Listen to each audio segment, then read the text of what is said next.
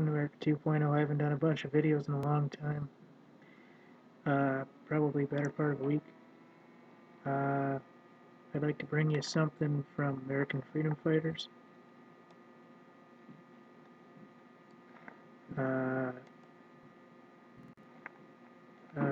Putin just sent nuclear bombers over the English Channel.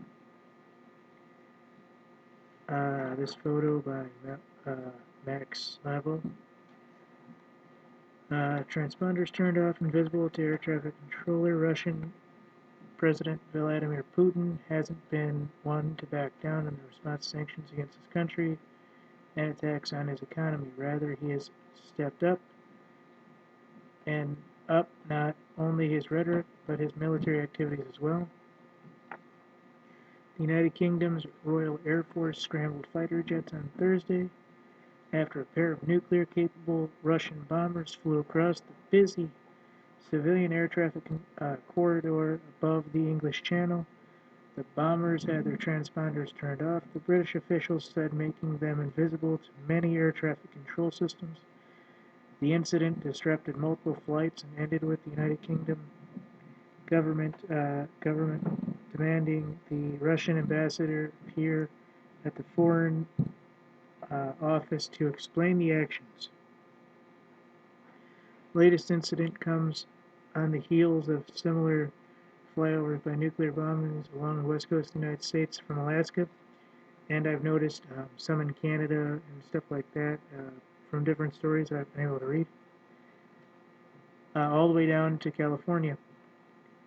It's even been speculated that Russia may have tested a new weapon last year, leading to the shutdown of Los Angeles commercial air traffic control systems. Earlier this morning, Soviet leader Mikhail Gorbachev said the U.S. and Russia are engaged in another Cold War, but warned that it could go hot should tensions between the two nations continue to escalate. Putin made similar remarks. He accused Barack Obama of adopting a hostile approach. We hope their partners will realize the futility of attempts to blackmail Russia. Remember what consequences discord between two major nuclear powers could bring for strategic stability. Together with the sanctions against entire sectors of the economy, this approach can be called nothing more than hostile, Putin said. Russia's ally against the West, China, also seems to be making bold moves, according to new satellite photos taken over the Nanji Islands. They're building a refueling complex, design location which indicates they're positioning military assets in anticipation of a war with Japan. In 2010, a missile launch off the coast of California was attributed to China by some observers who believe they, too, are signaling their willingness to engage in a global conflict should it become necessary. With the economies of both sides of the pond unraveling, Russian influence in the former East Bloc regions growing, U.S. boots already on the ground across Europe, it may only be a matter of time before relatively innocuous poking and prodding goes critical. And then there's a bunch of stuff here. Please spread the word and share this post. Dean James, I believe he's the guy that's in charge of the website. Not going to read the rest, but you get the idea. Support this guy, puts out good stories. I've had lots of them. Alright. So again, America's freedom fighters. Russian nuclear bombers fly over English Channel.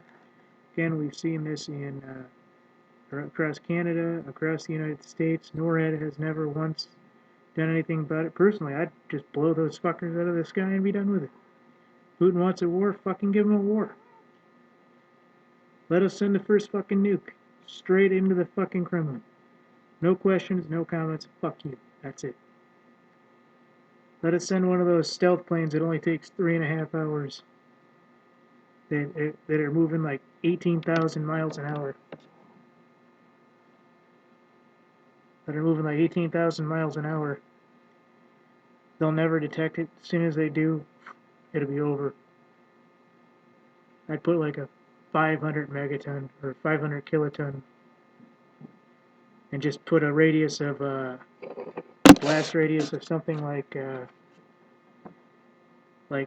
100 square miles in every direction, and say, okay, here you go.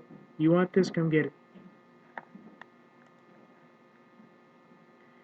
All right, this is Mark from America 2.0 signing off.